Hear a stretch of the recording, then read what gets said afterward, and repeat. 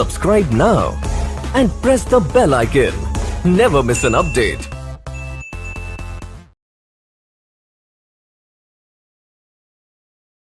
नमस्कार दोस्तों, मैं Jitendra Chaudhary sunrise academy Jaipur YouTube channel में आपका हार्दिक स्वागत करता हूं। तो देखो, अपन लोग इस चैनल पे मैथमेटिक्स का बात करेंगे। कंप्लीट मैथमेटिक्स पढ़ेंगे, चाहे अर्थमेटिक हो या एडवांस मैथ हो। कंप्लीट चैप्टर अपन लोग यहां से क्लियर करेंगे। देखो, तो ये जो मैथमेटिक्स है अपने पास, ये दो प्रकार की मैथमेटिक्स है। एक को बोलते हैं अपन लोग अंकगणित और एक को बोलते हैं एडवांस मैथ। ठीक है, अपन लोगों का जो नॉर्मल मैथमेटिक्स है वो अंकगणित है और वहीं से अपन लोग स्टार्ट करेंगे। इस चैनल पे अंकगणित ही पढ़ेंगे, फिर एडवांस पढ़ेंगे। तो अंकगणित का जो पार्ट है अपन लोग देखो पढ़ेंगे किस प्रकार से कि ये जो मैथमेटिक्स है ये किस प्रकार से बनी है। मतलब मुझे सबसे पहले क्या आना चाहिए, उसके बाद में क्या पढ़ूं। मतलब एक चैप्टर से दूसरा चैप्टर अपन लोग जोड़ जोड़ कर पढ़ेंगे, जिससे अपना कंटिन्यूटी बनी रहे और समझ में भी आता रहे। ठीक है, तो जब अपन लोग मैथमेटिक्स सीखते हैं तो सबसे पहले अपने को क्या आना चाहिए बताओ? संख्या। मतलब बिना संख्या अपन लोग मैथमेटिक्स नहीं बना सकते, कोई भी चैप्टर नहीं बना सकते। तो सबसे पहले क्या पता होना चाहिए? नंबर्स, कि किन संख्याओं से ये मैथमेटिक्स बनता है, उसका नाम क्या है, कहां से शुरू होता है, कहां तक वो चलता है, प्रत्येक अंक के बीच में कितने का डिफरेंस होगा, अपन लोग उनको किस प्रकार से मैनेज करेंगे, ये अपने को यहां सीखना है। देखो, तो सबसे पहला एक एक करके नंबर बनाएंगे। तो सबसे पहला जो नंबर अपने पास आएगा वो कौन सा नंबर है बताओ? प्राकृत संख्या है, नेचुरल नंबर है, प्राकृत संख्या।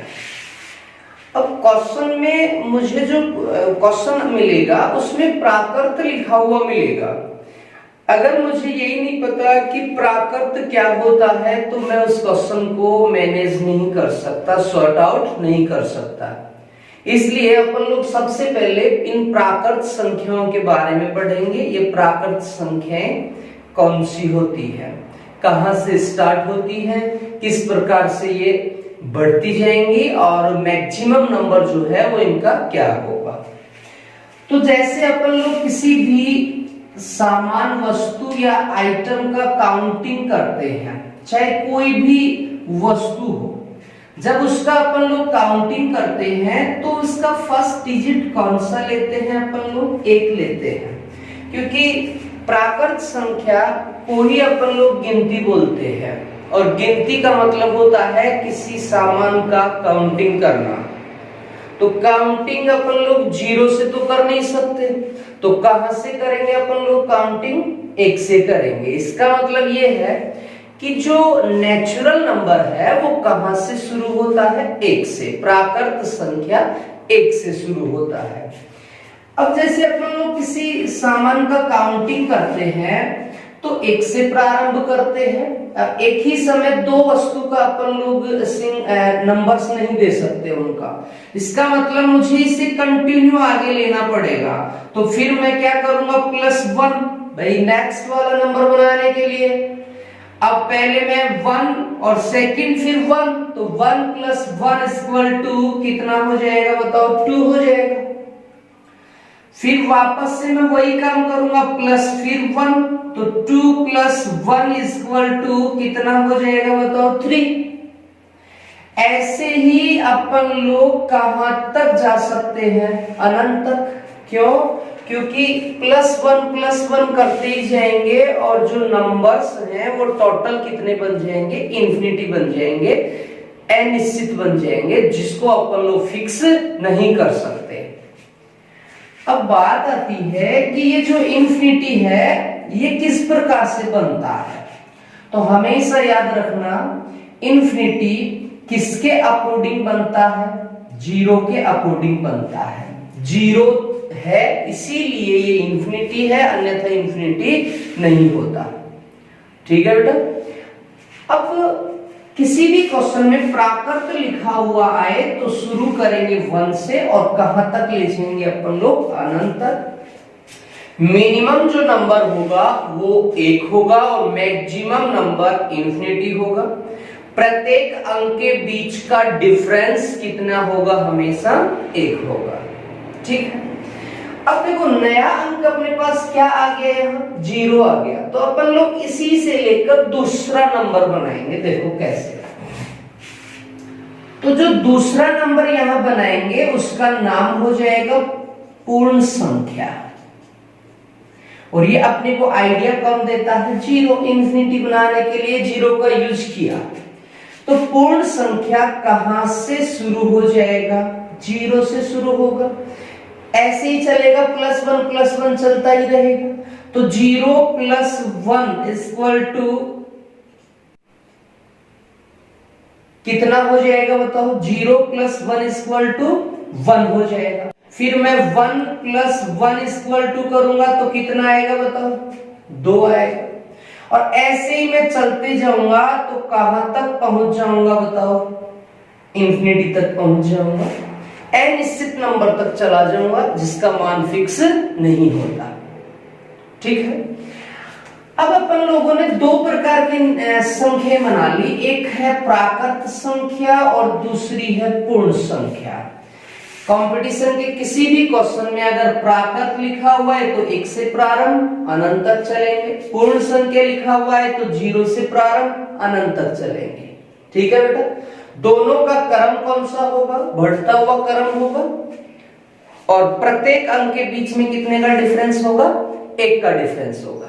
ठीक है बेटा। अब देखो ये जो संख्याएं हैं इनके आगे अपन लोग किसका यूज करते हैं? चिन्ह का यूज करते हैं। अब ये जो चिन्ह है वो कौन कौन से हैं? ये अपन लोगों को आइडिया कहां से आया कि ये जो नंबर है इनका जो कैलकुलेशन अपन लोग करेंगे वो किस प्रकार से होगा। तो कैलकुलेशन करने के लिए अपने को किसका जरूरत पड़ेगा? चिन्ह का जरूरत पड़ेगा। ठीक है बेटा। तो 4 प्रकार के चिन्ह होते हैं अपने पास, प्लस, माइनस, मल्टीप्लाई और डिवाइड। 4 प्रकार के चिन्ह है, प्लस, माइनस, मल्टीप्लाई और डिवाइड। ठीक है बेटा। अब ये जो चिन्ह है ये 2 प्रकार के संबंध बनाते हैं एक दूसरे के साथ। तो अपन लोग क्या करेंगे? जो चीज पढ़ रहे हैं उसका कंप्लीट वहीं पे उसका सॉर्ट आउट करेंगे कि यहां से और क्या बन सकता है। तो अगर मैं किसी प्लस वाले नंबर को, किसी भी नंबर को इक्वल के इधर ले जाऊंगा तो वो किसका बन जाएगा? माइनस का। और माइनस के इधर लाऊंगा, माइनस को इधर लाऊंगा तो किसका बन जाएगा? प्लस का। इसका मतलब सीधा सा ये है कि ये नंबर इंटरचेंज होते हैं इक्वल के, लेफ्ट हैंड साइड से राइट हैंड साइड जाते समय और राइट हैंड साइड से लेफ्ट हैंड साइड जाते समय। ठीक है। ऐसे ही अगर मैं मल्टीप्लाई वाले किसी भी नंबर को इक्वल के इधर ले जाऊंगा तो वो किसका बन जाएगा? डिवाइड का बन जाएगा। और डिवाइड को इधर लाऊंगा तो वो किसका बन जाएगा? मल्टीप्लाई का। ठीक है बेटा। ऐसे ही इसका जो दूसरा संबंध है वो क्या होगा? देखो अगर मैं प्लस वाले किसी भी नंबर को माइनस वाले से मल्टीप्लाई करवाता हूं, मतलब प्लस वाले किसी भी नंबर को माइनस वाले से मल्टीप्लाई करवाऊंगा तो वो हमेशा नंबर किसका होगा बताओ? माइनस का होगा। Plus multiply minus equal to minus. ठीक है। अगर मैं माइनस मल्टीप्लाई प्लस करूं तो इक्वल टू मुझे फिर से क्या मिलेगा? माइनस मिलेगा। माइनस को मैं मल्टीप्लाई अगर प्लस से करता हूं तो मुझे फिर भी क्या मिलेगा? वापस माइनस मिलेगा। ठीक है। ऐसे ही अगर मैं प्लस मल्टीप्लाई प्लस करूं तो इक्वल में भी मुझे क्या मिलेगा बताओ, प्लस ही मिलेगा। मतलब प्लस का कोई नंबर प्लस के ही नंबर से मल्टीप्लाई होगा तो जो रिजल्ट आएगा वो भी किसका होगा, प्लस का ही होगा। ऐसे ही अगर मैं माइनस वाले नंबर को माइनस वाले नंबर से ही मल्टीप्लाई करूंगा तो भी किसका होगा बताओ, प्लस का ही होगा। Minus multiply minus equal two plus. ठीक है, ये ध्यान रखना है, छोटी छोटी बात है, इन्हीं से मैथमेटिक्स बनता है। ठीक है बेटा, चलो आगे। इनका यूज अपन लोग एक संख्या में करेंगे और वो जो संख्या है उसका नाम है पूर्णांक संख्या। उसका नाम है पूर्णांक संख्या। ठीक है, अब यहां इस पूर्णांक में अपन लोग किसका यूज करेंगे, चिन्हों का। अपने नॉर्मल जो चिन्ह है, चार में से जो ज्यादा यूज होते हैं वो कौन कौन से हैं, प्लस और माइनस है। तो इन संख्याओं के आगे तो चारों चिन्हों का यूज ही होता है, लेकिन जो ज्यादा यूज होते हैं वो चिन्ह कौन से हैं, प्लस और माइनस है। ठीक है बेटा, तो यहाँ पूर्णांक संख्या बनाने के लिए अपन लोग किस किस चिन्ह का यूज करेंगे, प्लस और माइनस का। अब देखो ये प्लस और माइनस इन्हीं संख्याओं के आगे यूज होंगे, तो इन दोनों का मिक्सचर जो नंबर होता है वो कौन सा होता है, पूर्णांक संख्या होता है। तो मुझे क्या लेना पड़ेगा, जीरो, क्योंकि यहां आ रहा है मिक्सर है तो इसमें भी जाएगा। ठीक है बेटा, अब मुझे इससे बड़ा चाहिए, क्योंकि मुझे ये भी पता है कि जीरो ना पॉजिटिव होता है और ना ही नेगेटिव होता है। ठीक है, लेकिन फिर भी अपन लोग इसको चेक करेंगे कि ये नेगेटिव, अपन लोग जब इनका यूज करेंगे तब नेगेटिव की तरफ ज्यादा होगा या पॉजिटिव की तरफ ज्यादा होगा, ये मैं बताऊंगा वो भी आपको। अब मुझे इससे बड़ा नंबर चाहिए, तो वही मैंने कहा डिफरेंस हमेशा +1 चलेगा, एक का डिफरेंस होगा प्रत्येक नंबर के बीच में। 0 + 1 = क्या आएगा, प्लस का 1 आएगा, क्योंकि 0 से बड़ा कौन है, 1 है। ऐसे ही मैं चलते जाऊंगा, +2 आएगा, फिर मैं चलूंगा तो प्लस कौन आएगा, 3, और ऐसे ही चलते जाऊंगा, कहां तक चलूंगा बताओ, प्लस के इंफिनिटी तक। अनिश्चित नंबर तक जाऊंगा मैं, प्लस का इंफिनिटी, मतलब संपूर्ण पॉजिटिव नंबर। वही काम मैं फिर से करूंगा, वापस आऊंगा। अब मैं यहां तो क्या कर रहा हूं बताओ, बढ़ता है मान, क्योंकि मैं बड़े की तरफ जा रहा हूं तो मान क्या होगा, बढ़ेगा। अब मैं जाऊंगा घटते हुए क्रम की तरफ, मतलब इससे छोटा छोटा छोटा छोटा, तो 0 से छोटा क्या होगा बताओ, -1। अब इसका मतलब इधर भी डिफरेंस तो कितने का चलेगा, 1 का ही चलेगा, क्योंकि 0 - 1 = -1। ऐसे ही मैं आगे जाता जाऊंगा और मैं फिर से कहां तक पहुंच जाऊंगा बताओ, माइनस के इंफिनिटी तक पहुंच जाऊंगा। तो जब मैं इधर जाता हूं तो वैल्यू क्या होता है बताओ, घटता है। मतलब पूर्णांक दो प्रकार के मिले मुझे यहाँ, एक बढ़ता हुआ क्रम और दूसरा घटता हुआ क्रम। पॉजिटिव भी चलेगा और नेगेटिव भी चलेगा। बहुत बार यहाँ अपन लोग कंफ्यूज हो जाते हैं कि कौन सा ग्रेटर देन है, कौन सा लेस देन है, इनमें से बड़ा कौन सा होगा, ऐसे क्वेश्चन आ जाते हैं। तो ये याद रखना है, जैसे जैसे अपन लोग प्लस की तरफ जाएंगे इनका मान क्या होगा, बढ़ेगा, और माइनस की तरफ जाएंगे तब इनका मान क्या होगा, घटेगा। ठीक है बेटा, अब देखो आगे। यहाँ नॉर्मल दो चिन्हों का यूज किया अपन ने, तो प्लस को क्या बोलते हैं, धन बोलते हैं, और माइनस को क्या बोलते हैं अपन लोग, ऋण बोलते हैं। ऐसा क्यों कर रहे हैं, क्योंकि एक क्वेश्चन बनाते हैं अपन लोग। जैसे आपसे पूछे कि 5 प्राकृत संख्याएं बताओ, अगर आपको प्राकृत के बारे में पता नहीं है तो आप संख्याएं नहीं बना सकते, कोई भी क्वेश्चन हल नहीं कर सकते। इसीलिए अपन लोग नॉर्मल चीजें सीखते हैं। तो प्रथम 5 प्राकृत संख्याएं कौन सी हो गई, 1 2 3 4, 5। जितना मुझसे पूछा जाए अपन लोग उतना बता देंगे।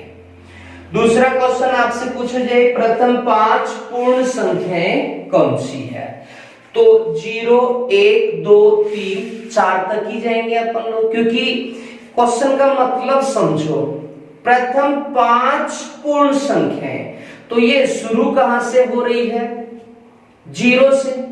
5 चाहिए तो मैं कितना कम करूंगा, 1, क्योंकि मुझे 4 तक ही 5 पूर्ण संख्याएं मिल जाएंगी। अगर आपसे पूछा गया होता कि प्रथम 5 तक पूर्ण संख्याएं बताओ, प्रथम 5 तक बोल रहा है, मतलब पूरा चाहिए उसे, तब कितना पूर्ण नंबर होगा यहाँ, 6, और कहां तक जाएंगे, 5 तक जाएंगे। ऐसे ही नेक्स्ट क्वेश्चन आपसे पूछा जाए प्रथम 5 पूर्णांक संख्याएं बताइए। अब अपन लोग नहीं बता सकते, क्यों, क्योंकि ये फिक्स नंबर है, इसलिए जितना पूछे 1 से शुरू करूंगा और बता दूंगा। ये भी फिक्स है, 0 से जितना पूछेगा उतना बता दूंगा। लेकिन ये फिक्स नहीं है, माइनस इंफिनिटी भी है, कंप्लीट माइनस नंबर, और प्लस इंफिनिटी है, प्लस के सभी नंबर। ठीक है बेटा, तो अपन लोग क्या कर रहे हैं, अब ये जो फिक्स नहीं है इसको फिक्स करेंगे, मतलब ये पॉजिटिव वाले अलग करेंगे, नेगेटिव वाले अलग करेंगे। और एक नंबर और बताऊंगा मैं आपको, देखो इसी के भाग बनाएंगे अपन लोग। तो पहला जो भाग इसका बनेगा, देखो प्लस लगा हुआ है, इसका मतलब प्लस को क्या बोलते हैं अपन लोग, धन। किसमें से ले रहे, पूर्णांक में से, तो इसका नाम क्या हो जाएगा, धन पूर्णांक। इसको धनात्मक पूर्णांक भी बोलते हैं, वो एक ही बात है। तो पहला पूर्णांक हो गया अपने पास धन पूर्णांक, और ये धन पूर्णांक, धन का यूज अपन ने कहां से किया है, वहीं से शुरू हो जाएगा। तो कहां से किया है अपन ने धन का यूज, +1 से। इसका मतलब धन पूर्णांक +1 से शुरू होगा और कहां तक जाएगा, ये प्लस के इंफिनिटी तक। ठीक है, ऐसे ही दूसरा जो पूर्णांक था वो क्या था अपने पास, बताओ। माइनस वाले, माइनस को क्या बोलते हैं, ऋण बोलते हैं। ये वाले नंबर तो किस में से ले रहे हैं, पूर्णांक में से। इसका मतलब ये क्या हो गए, ऋण पूर्णांक हो गए। और ऋण पूर्णांक कहां से लिया अपन ने, -1 से, और कहां तक, माइनस के अनंत तक। तो -1 -2 और कहां तक चलेगा बताओ, माइनस के इंफिनिटी तक। ठीक है बेटा, तो ऋण पूर्णांक कहां से स्टार्ट होता है, -1 से, और धन पूर्णांक +1 से, और सबसे मैक्सिमम जो नंबर है, एक में प्लस इंफिनिटी है और दूसरे वाले में माइनस इंफिनिटी है। अब ध्यान से सुनना, किसको अपन ने मिस किया है यहाँ, 0 को।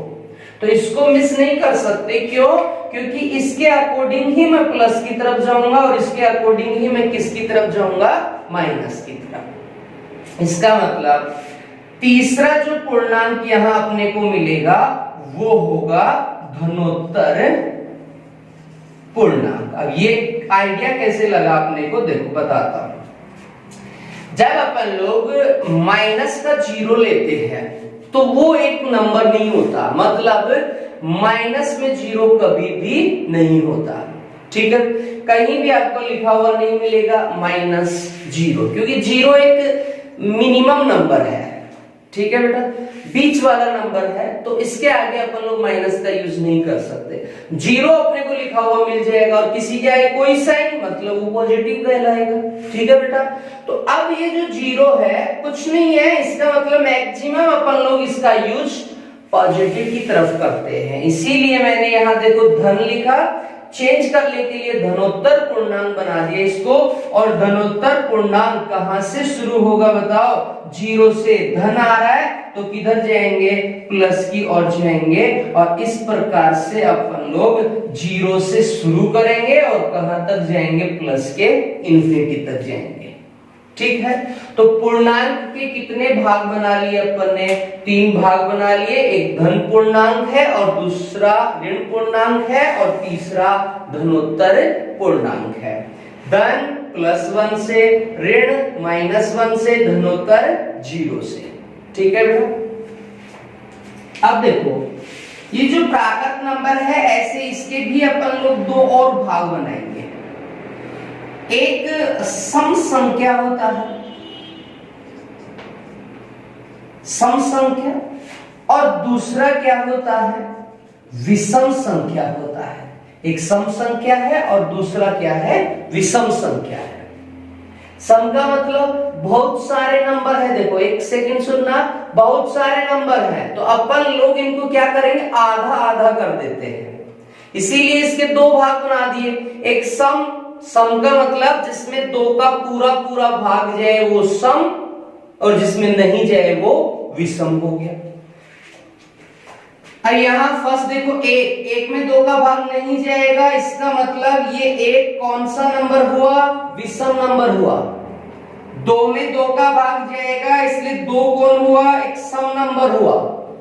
ऐसे अपन लोग अनंत तक जाएंगे तो दो के बाद 4, 6 और कहां तक, अनंत तक जाएंगे अपन लोग तो सम संख्या जिसमें दो का भाग जाए वो सम, विषम कहां तक जाएगा, ये भी अनंत तक जाएगा। एक के बाद 3, 5, 7 इस प्रकार से चलते जाएंगे और कहां तक पहुंच जाएंगे अपन लोग, अनंत तक पहुंच जाएंगे। ठीक है बेटा, तो ये जो अपन ने संख्याएं बनाई है ये नॉर्मल नंबर है, बट अपन लोग एग्जाम में इनका यूज करके ही क्वेश्चन बनाएंगे। जो भी चैप्टर बनाएंगे वो सब यहीं से, पूरा मैथमेटिक्स से यहीं से बनेगा। तो ये ध्यान रखना है, जो भी चीज जहां भी अपने को मिले वहां उसको खोल के डिटेल से पढ़ेंगे, कॉन्सेप्ट क्लियर कर लेंगे, उसके बाद कोई भी क्वेश्चन कहीं से भी पूछा जाए अपन लोग उसका आंसर बना लेंगे।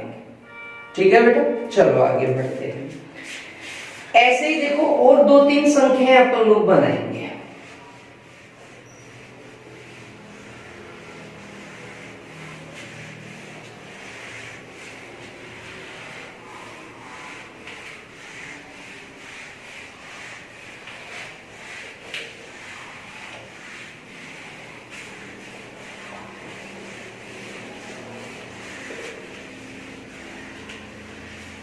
एक दूसरे से संख्या जोड़ जोड़ के अपन लोग बनाएंगे। तो देखो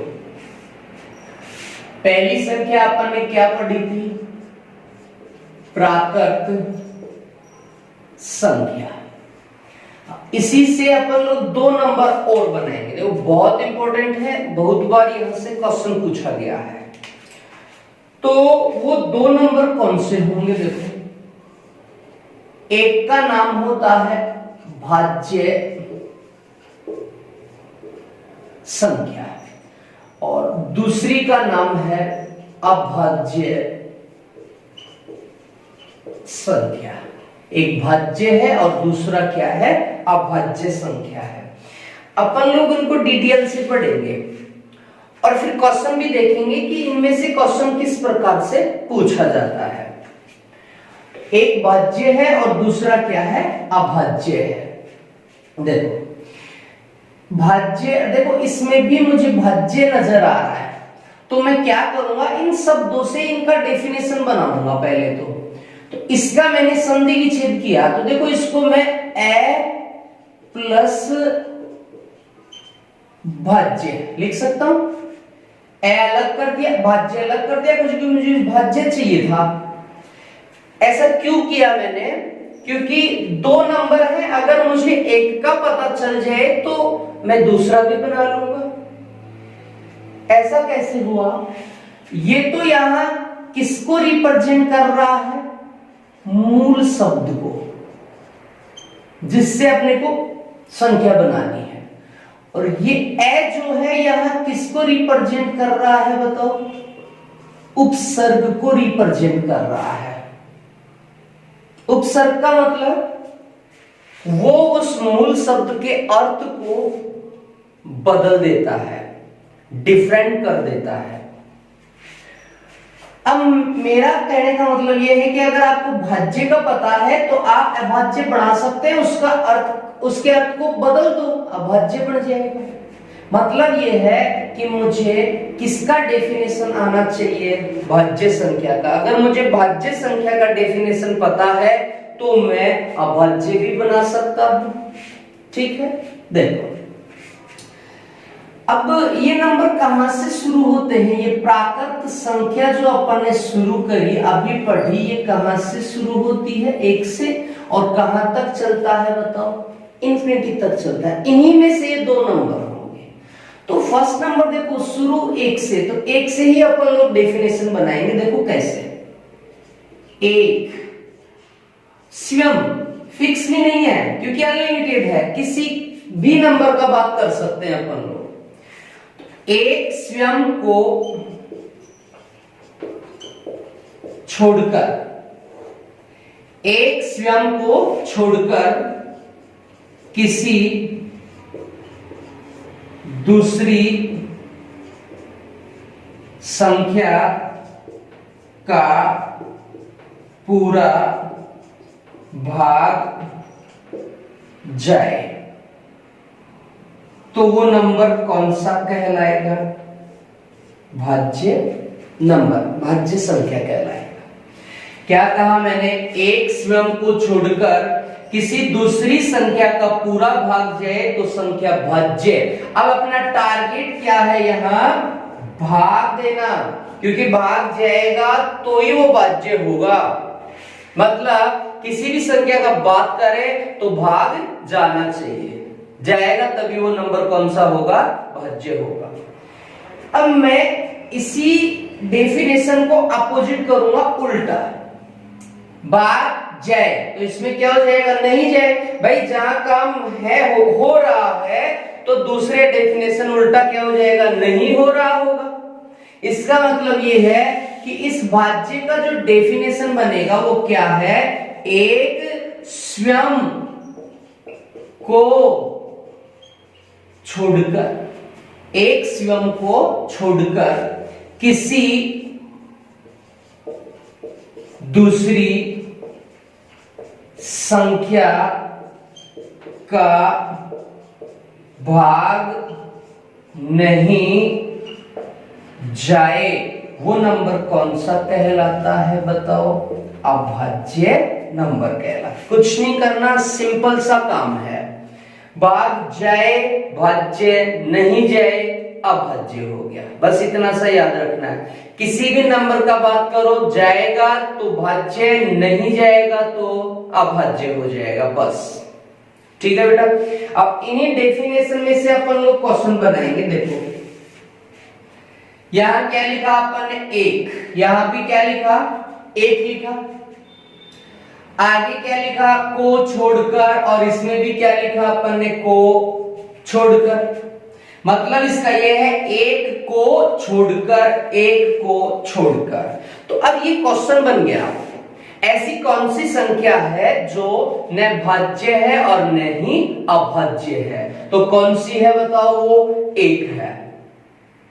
अब अपन से पूछा जाए कि भाई 1 को ही अपन ने क्यों छोड़ा? तो इसका सीधा सा मतलब ये है कि यहां अपन लोग इन क्वेश्चन, इन संख्याओं का जो डेफिनेशन है वो क्या है? भाग देना है। जब अपन लोग किसी भी संख्या में 1 का भाग लगाते हैं तो क्या कोई संख्या है ऐसी जिसमें भाग नहीं जाएगा? कोई भी संख्या ऐसी नहीं है। इसलिए इसको छोड़ा अपन ने, 1 को, 1 का भाग कभी भी अपने को नहीं देना है, क्योंकि जिसमें देंगे वही नंबर अपने को मिलेगा। चलो आगे। 1 एक ऐसी संख्या है जो न भाज्य है और न ही अभाज्य है। अब अपन लोग किसके, ये दोनों ही नहीं है, अब किसके पास जाएंगे बताओ? 2 के पास। किसकी बात हो रही है? अब स्वयं की बात हो रही है। किसी भी संख्या का बात कर सकते हैं अपन लोग। तो यहां स्वयं कौन है? 2 है। क्या 2 में किसी का भाग जाएगा? नहीं जाएगा, किसी का भी नहीं जाएगा। और किसी का भाग नहीं जाए वो अर्थ किस संख्या का है? अभाज्य संख्या का है। इसका मतलब 2 कौन हो गया? एक अभाज्य संख्या हो गया। ठीक है। नेक्स्ट किसके पास जाएंगे? 3 के पास। क्या 3 में किसी का भाग जाएगा? नहीं जाएगा। तो नहीं का अर्थ कौन देता है? अभाज्य। तो 3 भी कौन हुआ? एक अभाज्य हो गया। अब इसके बाद किसके पास जाएंगे अपन लोग? 4 के पास। 4 में किसी का भाग जाएगा? जाएगा, इसका मतलब जाने का अर्थ कौन देता है? भाज्य। तो 4 कौन हुआ? एक भाज्य संख्या हो गई। इसके बाद 5 आएगा, 5 में भाग नहीं जाएगा, तो 5 कौन हो गया बताओ? अभाज्य संख्या। कहां तक जाना है? अनंत तक। इसका मतलब ये नंबर कितने होंगे? अनंत होंगे। इसके बाद कौन आएगा? 6, 8, 9 कहां तक चलेंगे? अनंत तक। जिस बस सीधा सा टारगेट ये बनाओ, किसी भी संख्या का अपन लोग बात करें, एक का भाग देना नहीं है, उसके अलावा किसी भी संख्या का भाग जाए तो वो नंबर भाज्य और नहीं जाए तो अभाज्य। इतना सा ध्यान रखना है, ठीक है बेटा। अब देखो यहां से अपन लोग कुछ क्वेश्चन बनाएंगे जिनका सॉल्यूशन नहीं होता, डायरेक्ट आंसर होगा। देखो पहला क्वेश्चन, ऐसी कौन सी संख्या है जो न भाज्य है और न ही अभाज्य है? बताओ कौन सी संख्या है जो भाज्य भी नहीं है और अभाज्य भी नहीं है? तो बताओ कौन सी संख्या है वो? एक है, एक ऐसी संख्या है जो भाज्य भी नहीं है और अभाज्य भी नहीं है, ठीक है बेटा। नेक्स्ट क्वेश्चन, सबसे छोटी अभाज्य संख्या कौन सी होगी? सबसे छोटी अभाज्य संख्या कौन सी होगी? तो सबसे छोटी अभाज्य, ये बात हो रही है इसका, सबसे छोटा कौन है बताओ? 2। तो सबसे छोटी अभाज्य संख्या कौन सी है? 2 है। नेक्स्ट, प्रथम विषम अभाज्य, प्रथम विषम अभाज्य संख्या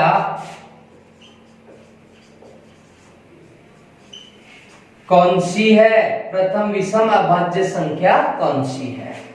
प्रथम विषम अभाज्य, बात किसका हो रहा है? अभाज्य का, लेकिन प्रथम विषम। अब यहां ये तो सम है क्योंकि अभी अपन ने पढ़ा, ये कौन हो गया? विषम। आगे कोई सम आएगा नहीं क्योंकि भाग नहीं जाएगा। तो प्रथम विषम अभाज्य संख्या कौन हो गया बताओ? 3 हो गया। नेक्स्ट क्वेश्चन, सबसे छोटी भाज्य संख्या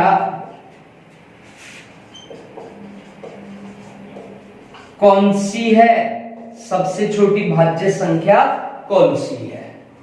तो सबसे छोटी भाज्य की बात हो रही है, सबसे छोटी कौन है बताओ? 4। तो आंसर कितना हो जाएगा अपना? 4 हो जाएगा, ठीक है। नेक्स्ट क्वेश्चन, कौन सी अभाज्य संख्या, कौन सी अभाज्य संख्या सम संख्या होती है? कौन सी अभाज्य संख्या सम संख्या होती है? ध्यान से लैंग्वेज समझो क्वेश्चन का, वो क्या चाहता है आपसे? कौन सी अभाज्य संख्या, तो यहीं से होगा क्वेश्चन हल। कौन सी अभाज्य संख्या सम 2 का भाग जाए, यही होगा। इसके बाद कोई सम आएगा ही नहीं क्योंकि भाग ही नहीं जाएगा। इसका मतलब कौन सी है जो अभाज्य भी है और सम भी है? तो आंसर कितना हो गया अपना? 2 हो गया। ऐसे नेक्स्ट क्वेश्चन, कितनी अभाज्य संख्याएं सम संख्या होती है? कितनी अभाज्य संख्याएं सम संख्याएं होती है? तो कौन सी है? 2 है। इसके आगे कोई अभाज्य सम नहीं होगा। इसका मतलब कितनी हुई? एक, बस ध्यान रखना है तो लैंग्वेज चेंज करता है। कितनी पूछे तो एक, कौन सी पूछे तो दो। अब यह आंसर क्या हो जाएगा बताओ, एक हो जाएगा, आंसर एक हो गया। तो देखो प्राकृत संख्या में से अपन ने दो नंबर बनाए थे, भाज्य और अभाज्य संख्याएं। सीधा सा टारगेट बनाओ, इतना बड़ा नहीं पढ़ना है अपने को, जिसमें जिसका भी बात करे, जिसमें भाग जाएगा भाज्य, नहीं जाएगा अभाज्य हो जाएगा। ठीक है, डेफिनेशन मैंने बता ही दिया है आपको। कुछ डिफरेंट क्वेश्चन बनते हैं वो भी मैंने आपको बता दिया है।